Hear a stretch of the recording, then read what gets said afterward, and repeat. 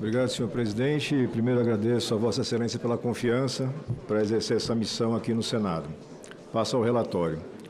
Vem a análise dessa comissão a proposta de emenda à Constituição PEC 3 de 21, tendo como primeiro signatário o deputado Celso Sabino, que altera os artigos 53 e 102 da Constituição Federal, para dispor sobre as prerrogativas parlamentares. A proposição, publicamente conhecida como PEC da blindagem, altera a Constituição para, essencialmente, determinar que os membros do Congresso Nacional, desde a expedição do diploma, não poderão ser processados criminalmente sem prévia licença de sua casa. Ademais, estabelece que a deliberação sobre essa licença dar-se-á pelo voto secreto, da maioria absoluta dos membros da casa respectiva, devendo ocorrer em até 90 dias do recebimento da ordem do Supremo Tribunal Federal. Além disso, a proposta prevê que, no caso de prisão em flagrante de parlamentar, a decisão da Casa sobre a manutenção da prisão também será tomada por voto secreto. E, finalmente, a PEC número 3 de 21 estende aos presidentes nacionais de partidos políticos com representação no Congresso Nacional o foro por prerrogativa de função no Supremo Tribunal Federal nas infrações penais comuns. A proposta recebeu emendas, agora, a instante, chegou mais uma emenda do senador Magno Malta, a emenda 1 do senador Sérgio Moro e outros membros, condicionando a licença prévia apenas para casos de crime contra a honra, bem como qualquer imputação fundada exclusivamente em opiniões, palavras e votos de parlamentar. E a emenda 2, senador Carlos Portinho, que reproduz o texto da emenda do senador Moro, mas transfere a competência de julgamento de deputados e senadores em relação a crimes comuns para o Superior Tribunal de Justiça. Passo a análise, senhor presidente. Compete a esta comissão analisar a proposta de emenda à Constituição nos termos do artigo 356 do Regimento Interno. A imunidade parlamentar é uma garantia existente em diferentes formatos em todos os países democráticos do mundo. Essa imunidade, antes de ser um direito dos membros do Parlamento, deve ser entendida como prerrogativa do próprio Parlamento, enquanto instituição. Conforme Manuel Gonçalves Ferreira Filho, nos seus comentários à Constituição Brasileira de 88, volume 2, página 45, essas garantias são dadas aos parlamentares, mas em prol do legislativo. Configuram, pois, prerrogativas e não privilégios. O Supremo Tribunal Federal tem vasta jurisprudência sobre a matéria. Veja-se, por exemplo, a decisão do ministro Luiz Roberto Barroso, quando do julgamento de embargo de declaração no recurso extraordinário 443-953. A jurisprudência do Supremo Tribunal Federal é no sentido de que a imunidade parlamentar material incide de forma absoluta quanto às declarações proferidas no recinto do Parlamento e os atos praticados em local distinto escapam à proteção absoluta da imunidade somente quando não guardarem pertinência com o desempenho das funções do mandato parlamentar. Esta Corte entende que, embora indesejáveis, as ofensas pessoais proferidas no âmbito da discussão política, respeitados os limites trazidos pela própria Constituição, não são passíveis de reprimenda judicial. Imunidade que se caracteriza como proteção adicional à liberdade de expressão, visando a assegurar a fluência do debate público e, em última análise, a própria democracia. Aqui, senhor presidente, o presidente atual do Supremo, e essa é consolidada a jurisprudência da Corte, explica que a crítica ácida, a crítica dura, a palavra, mesmo que ofensiva, no contexto de debate político, proferida por parlamentar, está abrigada pela imunidade prevista na Constituição. Essencialmente, colegas senadores e senadoras, existem dois tipos de imunidade. O primeiro tipo corresponde à chamada imunidade material ou substantiva, também conhecida como inviolabilidade parlamentar. Trata-se da impossibilidade de os legisladores serem punidos pelas palavras, opiniões e votos emitidos no exercício do mandato. A imunidade aqui se caracteriza como uma verdadeira irresponsabilidade jurídica, tanto civil como criminal, dos parlamentares em tudo que diz respeito à sua atuação legislativa. Ou seja, não podem eles, nunca, ser processados por atos característicos à atividade parlamentar, porquanto não existe o crime respectivo. Não é crime quando o parlamentar, no uso das suas funções, no exercício do mandato, vinculado à atividade política, exerce uma palavra, uma frase, uma expressão crítica mais dura. O artigo 53 é absolutamente textual sobre isso, o artigo 53 da Constituição Brasileira. Os deputados e senadores são invioláveis, civil e penalmente, por quaisquer de suas opiniões, palavras e votos. Sobre o tema, o Supremo Tribunal Federal também já se manifestou diversas vezes. Veja-se, por exemplo, a decisão em sede de agravo regimental, na petição 11.953, relator o ministro André Mendonça. A imunidade parlamentar material, assegurada pelo artigo 53 caput da Constituição, protege as palavras, opiniões e votos de parlamentares, sempre que houver nexo de causalidade com o exercício da atividade legislativa, abrangendo manifestações proferidas em ambiente legislativo ou fora dele, incluindo postagens em redes sociais, desde que relacionadas diretamente com a atividade política. E no agravo regimental, petição 8.999, relatório do ministro Dias Toffoli, se repete o contexto. A imunidade material consagrada no artigo 53 da Constituição da República protege o exercício do mandato parlamentar. A sua ratio, a sua razão, é a garantia da independência do congressista. Assim, neste caso concreto, o ato é inviolável, porquanto praticado pelo congressista, conquanto seja fora, mesmo que seja fora do recinto do parlamento, em conexão com o exercício do seu mandato. Mas reafirma-se, o próprio Supremo, que essa imunidade material ela não é absoluta quando se afasta do contexto de atividade legítima parlamentar. E aí cito, decisão tomada na petição 8.242, relator ministro Gilmar Mendes. A garantia da imunidade parlamentar, que deve ser compreendida de forma extensiva para a garantia do adequado desempenho de mandatos parlamentares, não alcança os atos que sejam praticados sem claro nexo de vinculação recíproca do discurso com o desempenho das funções parlamentares, é a chamada teoria funcional, ou nos casos em que se tenta utilizar essa imunidade para a prática de flagrantes abusos, usos criminosos, fraudulentos ou ardilosos. O segundo tipo de imunidade é a imunidade chamada processual ou adjetiva. Ela assegura que parlamentares não podem ser presos ou processados criminalmente sem autorização da respectiva Casa Legislativa. Neste ponto, conforme seu próprio nome identifica, trata-se de uma imunidade exclusivamente processual. Esta, diversamente da material, não exclui a existência do crime, apenas impõe condições, quais sejam a licença da respectiva Casa Legislativa para que o parlamentar seja processado. Sem a ocorrência dessas condições, o processo fica paralisado. Continuará, entretanto, inclusive com a sustação de prazos prescricionais durante a paralisação, o processo continuará quando o deputado ou senador perder essa condição. Até a edição da Emenda Constitucional número 35, em 20 de dezembro de 2001, portanto, já passados mais de 24 anos, a Constituição brasileira previa a existência desses dois tipos de imunidade para os membros do Congresso Nacional de forma ampla. A Emenda 35 manteve intocada a inviolabilidade ou imunidade material, promovendo, entretanto, a alteração na imunidade processual, estabelecendo que ela somente existirá por ação da Casa a que pertence o parlamentar provocada por iniciativa de partido político. Além disso, a emenda eliminou a possibilidade de imunidade processual para casos de crimes ocorridos antes da diplomação do deputado ou senador. E aí cito aqui parágrafo 3º, 4º e 5º do artigo 53.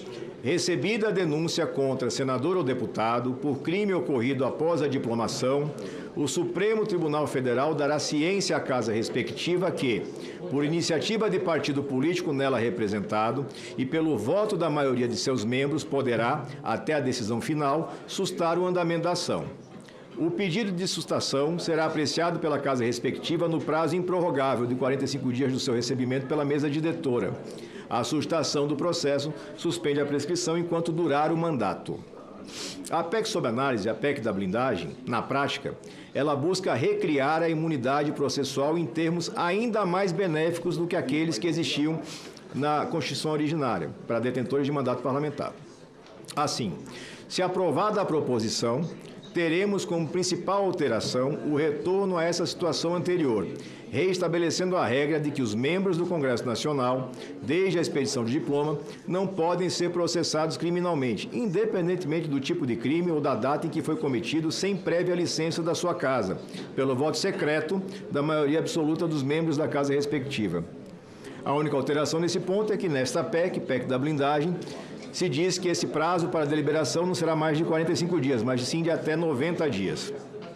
Não é expresso, entretanto, se a gente está falando de um prazo próprio ou impróprio, ou seja, se o cumprimento ou não do prazo gerará algum tipo de consequência prática e que consequência. Isso é importante registrar, senhor presidente e colegas, porque na regra passada, não raro se fazia apenas o engavetamento da solicitação. Não se tinha a rejeição da autorização para processar o parlamentar. Se engavetava e o processo não andava. Funcionou muito bem de 88 a 2001, fortalecendo cada vez mais a impunidade do Brasil. Ao mesmo tempo, não há, de forma explícita, previsão sobre o que ocorrerá com o prazo prescricional se não houver deliberação, o que é extremamente preocupante, uma vez que se pode entender até que a não deliberação vai permitir que o prazo prescricional siga fluindo. Repito, o texto da proposta de emenda diz que, feita a suspensão pela Casa, paralisa o prazo prescricional. Mas o texto não diz que, se for apenas o engavetamento, esse prazo vai continuar fluindo, favorecendo o criminoso. Além disso, a proposição retorna, no caso da prisão de parlamentar por crime inafiançável, a exigência de voto secreto, para que a Casa Legislativa decida todo o tema.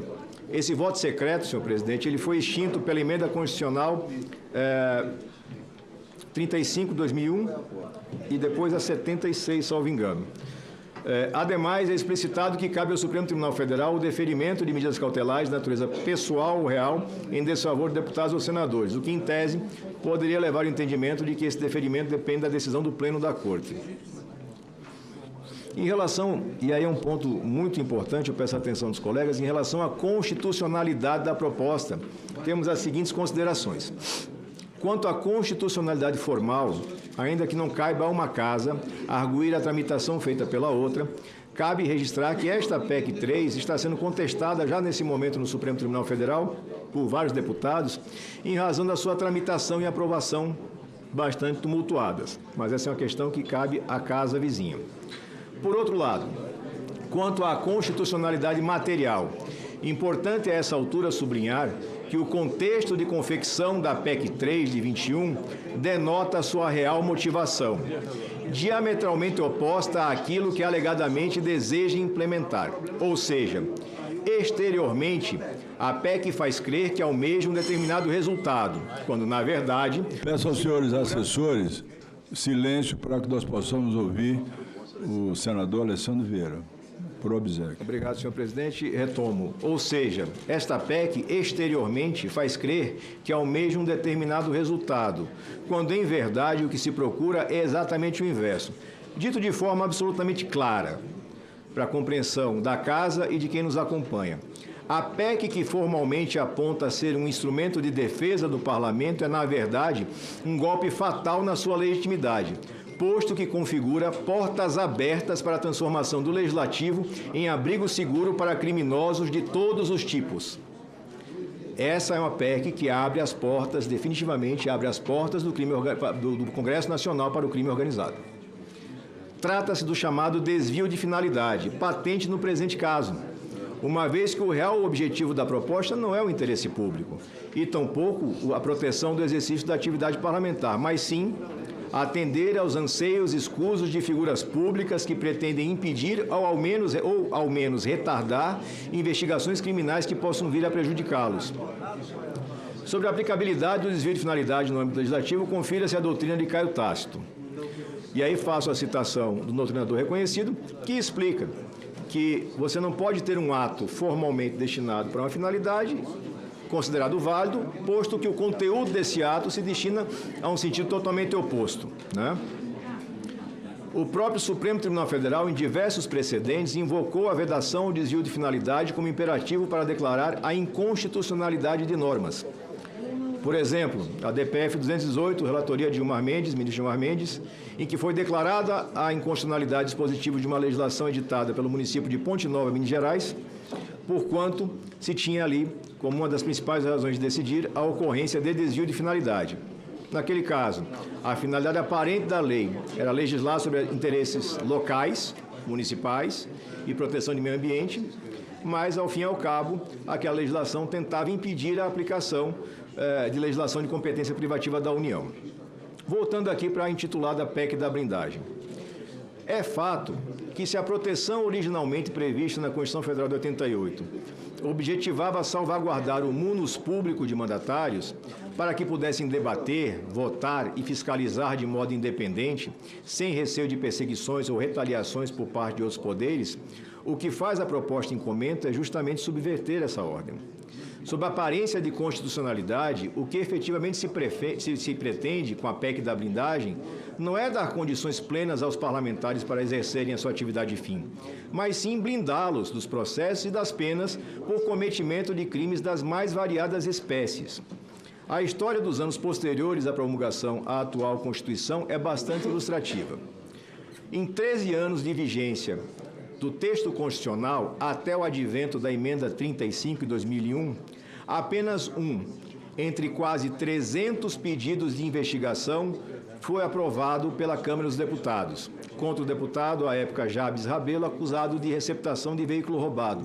Observe-se que já tinha rejeitado a abertura de processo com esse mesmo deputado por tráfico internacional de entorpecentes. Não à toa, aquele estado de coisas absolutamente inconstitucional exigiu a promulgação da referida emenda à Carta Maior, como medida urgente de moralização.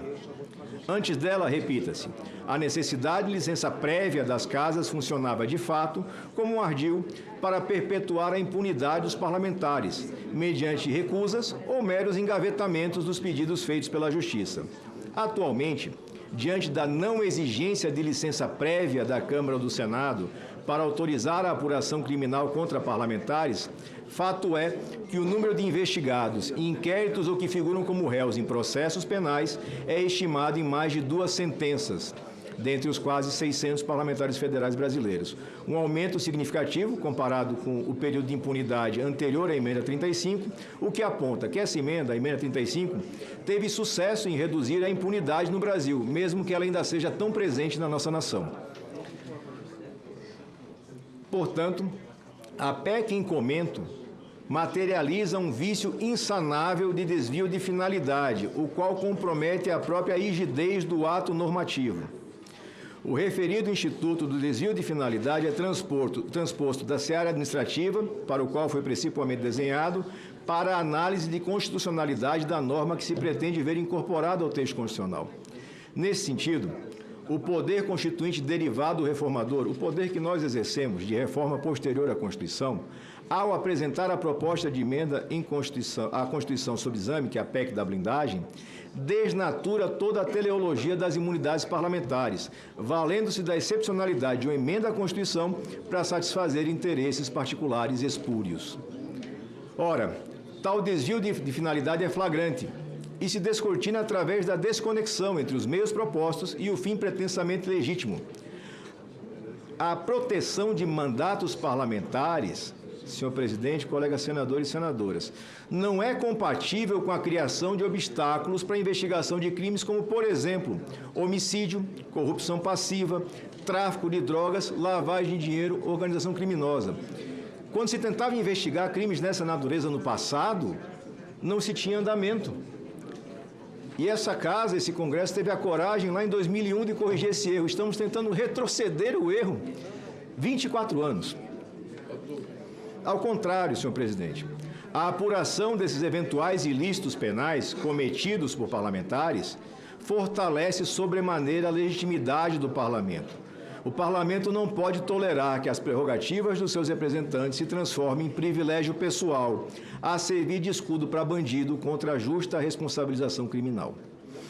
O ato normativo, objeto desse parecer, apesar de formalmente uma emenda ao texto constitucional, é materialmente um ato de autoproteção de um grupo abrigado no parlamento e não tem os predicados de generalidade e abstração que devem ser observados no devido processo legislativo. Em outras palavras, a finalidade aparente de proteção do mandato serve apenas como uma desculpa, como uma justificativa inócua para o seu objetivo real, qual seja o de garantir a impunidade plena para parlamentares e presidentes de partidos políticos. Cuida-se, senhor presidente, de vício insanável, que macula a própria gênese do ato normativo, pelo que se pode dizer que a proposta padece da chamada inconstitucionalidade material chapada, na medida em que uma proposta de emenda à Constituição, que deve ter finalidade excepcional, que deve ter primeira grandeza, torna-se expediente para subverter os princípios fundamentais consagrados na própria Carta Magna, como isonomia e moralidade. No mérito, a PEC de número 3, de 2021, representa grave retrocesso em relação ao que decidiu o Congresso Nacional quando da votação da PEC número 2, de 95, que foi transformada na já múltiplas vezes citada Emenda Constitucional 35. Essa Emenda 35 se apresentou como uma das mais importantes alterações constitucionais no sentido de corrigir o Estatuto dos membros do Congresso Nacional e assegurar a redução da impunidade. Efetivamente, a alteração do Instituto da Imunidade Parlamentar foi um passo imprescindível para a recuperação do prestígio do Poder Legislativo, ao extirpar a possibilidade de se confundir o indispensável Instituto da Imunidade Parlamentar, que é uma garantia do Poder Legislativo, existente em todas as democracias do mundo, com a impunidade pura e simples. Aquela emenda constitucional separou corretamente a chamada imunidade material da imunidade processual. Retomar a imunidade processual existente anteriormente à emenda 35 representa, assim, permitir a plena impunidade de deputados, senadores, presidentes de partidos e, por simetria, deputados estaduais e distritais, o que certamente se choca com o interesse público.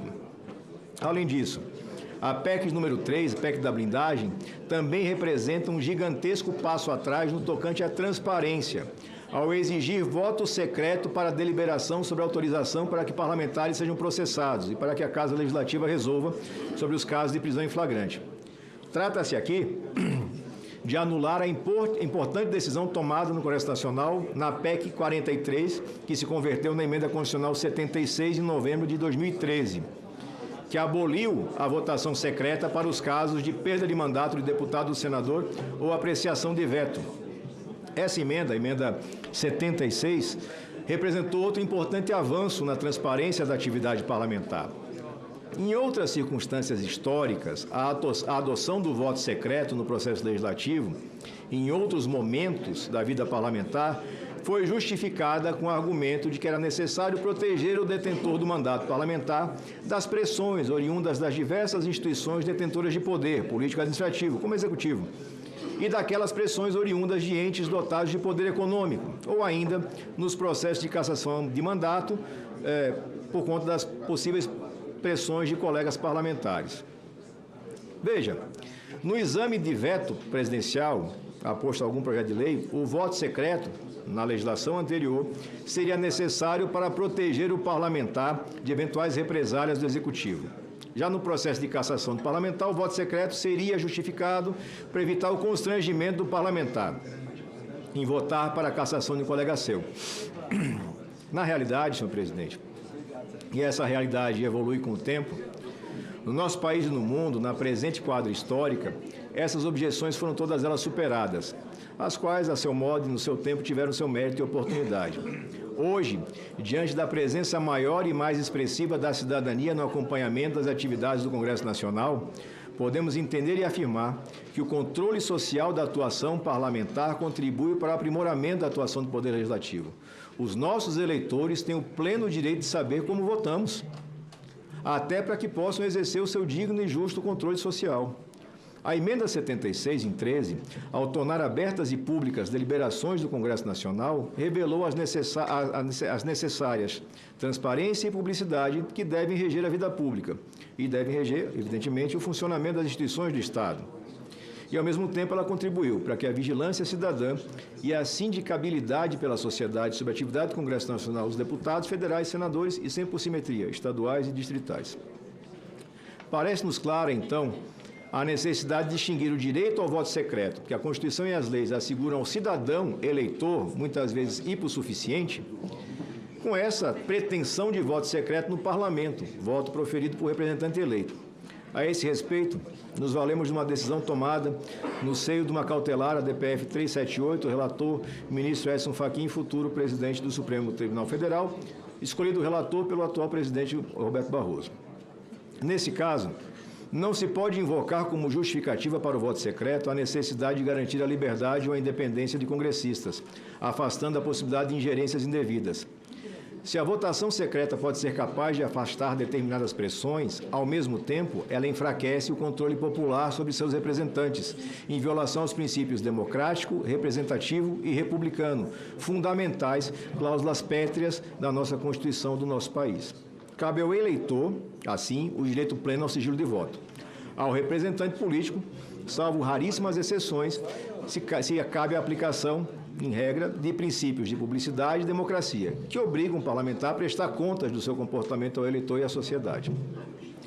Prever, assim, voto secreto em deliberações sobre a abertura de processo criminal, como pretende fazer a PEC número 3, PEC da blindagem, se traduz não apenas em uma agressão ao princípio constitucional da publicidade, assegurado no caput do artigo 37 da Carta Magna, como em violação da própria ideia de democracia representativa, que obriga o representante a prestar contas ao representado, em decorrência do talvez principal, mais importante e primeiro artigo da nossa Constituição, que estatui que todo o poder emana do povo, que o exerce por meio de seus representantes eleitos.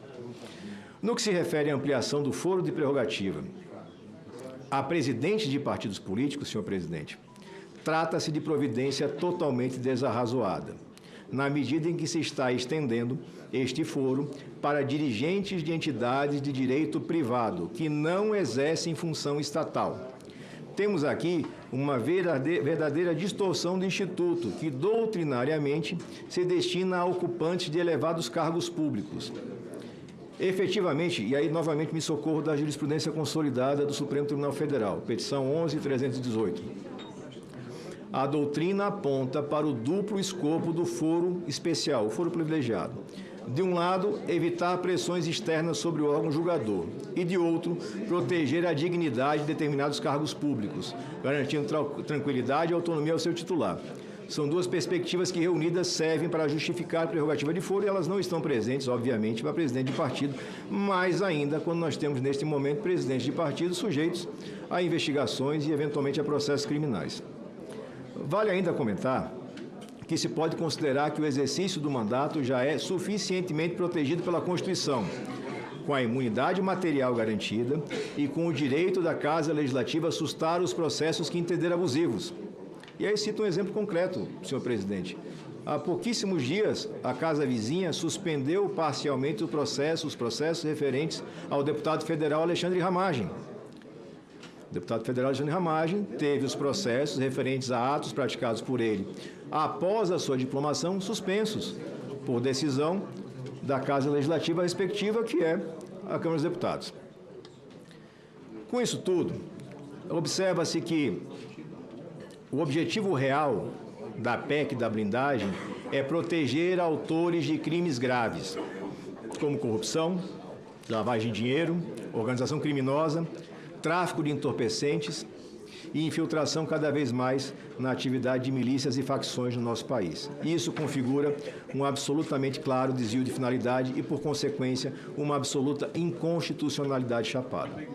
De tudo isso, observa-se que a PEC 3, PEC da blindagem, não pode avançar nesta casa, por configurar-se como um gigantesco passo atrás em toda a luta da sociedade brasileira de décadas para assegurar moralidade na vida pública e o fim da impunidade. E diga-se, presidente, estamos muito longe do ideal. Continuamos muito longe do ideal. A corrupção e a impunidade ainda permeiam a sociedade brasileira. Não podemos confundir prerrogativas com proteção àquele que comete crimes.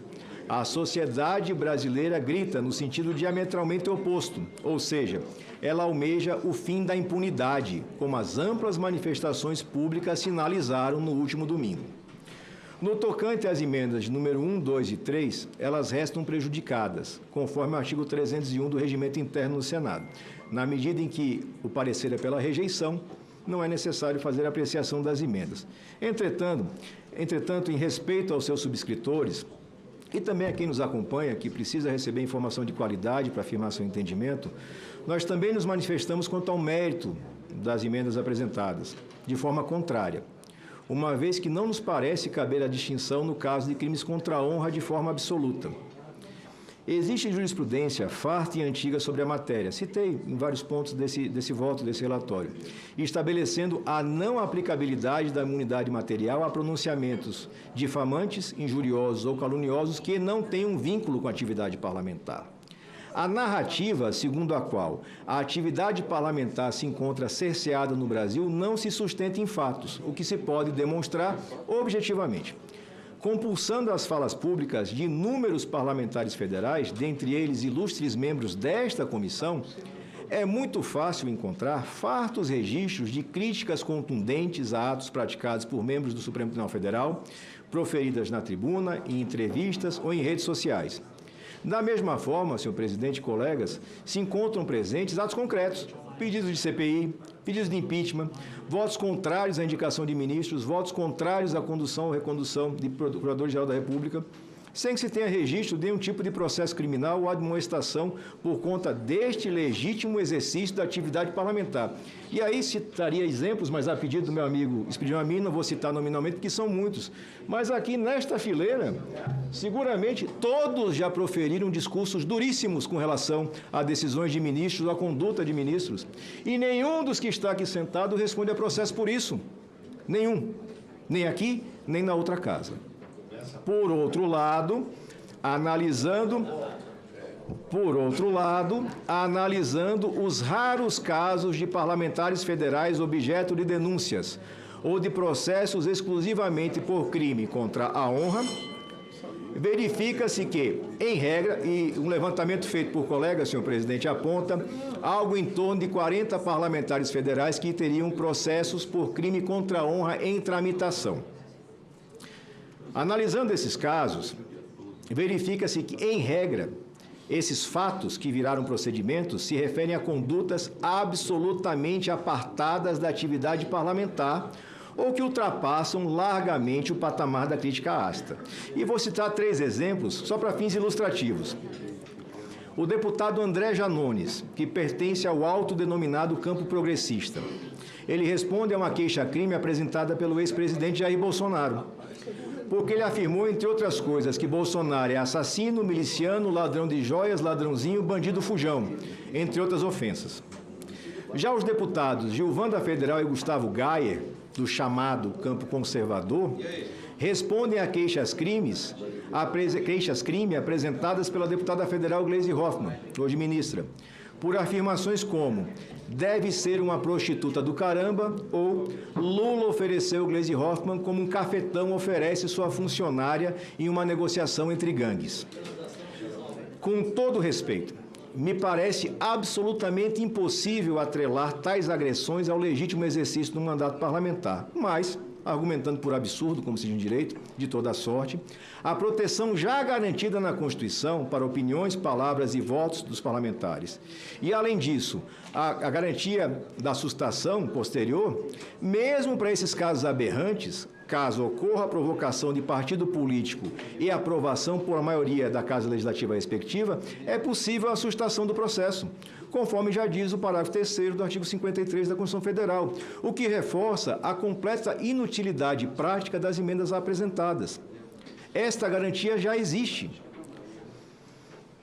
E, um pouquinho adiante, senhor presidente, no formato redigido, estaríamos garantindo a inviolabilidade para o parlamentar federal, estadual, distrital, que eventualmente no trânsito, numa bebedeira num bar, numa festa, numa academia, ofende as pessoas, agride as pessoas, sem vinculação nenhuma com o exercício do mandato. Isso não faz absolutamente nenhum sentido. Absolutamente nenhum sentido. Já a hipótese de mudança do foro de julgamento parlamentares federais, referida tangencialmente na emenda 2 do senador Portinho, ela foge completamente à finalidade da presente PEC. E ela já é objeto de discussão em outras propostas de emenda, inclusive a famosa emenda pelo fim do foro, que é uma defesa pública do Senado, salvo engano, desde o início do mandato do nosso colega Álvaro Dias. Então, deve ter quase uma década ou mais pronta, votada por unanimidade. Então, também por esse motivo, afasto a sua pertinência no mérito e afasto a sua viabilidade. O senador Magno Malta apresentou agora de última hora uma emenda, como já disse, não há necessidade de fazer uma análise profunda da emenda, porque o voto é pela rejeição plena, e passo, senhor presidente, ao voto. Diante do exposto, nós votamos pela inconstitucionalidade, injuridicidade e rejeição da proposta de emenda à Constituição número 3, de 2021, restando consequentemente prejudicadas as emendas oferecidas à proposição, conforme o artigo 301 do Regimento Interno do Senado Federal. E faço, senhor presidente, um último registro em homenagem a Vossa Excelência, que é um digno representante do sertão baiano, usando as palavras de Guimarães Rosa, na voz do personagem Riobaldo. O correr da vida embrulha tudo. A vida é assim, ela esquenta e esfria, aperta e daí afrouxa, sossega e depois desinquieta. O que a vida quer da gente é coragem. Vossa Excelência teve a coragem cívica de pautar com a urgência devida essa matéria absurda. E eu confio que o plenário da comissão também terá a coragem de rejeitar a PEC da blindagem, virando essa página triste do nosso legislativo e homenageando a nítida vontade popular brasileira que clama por mais justiça. É como voto, senhor presidente.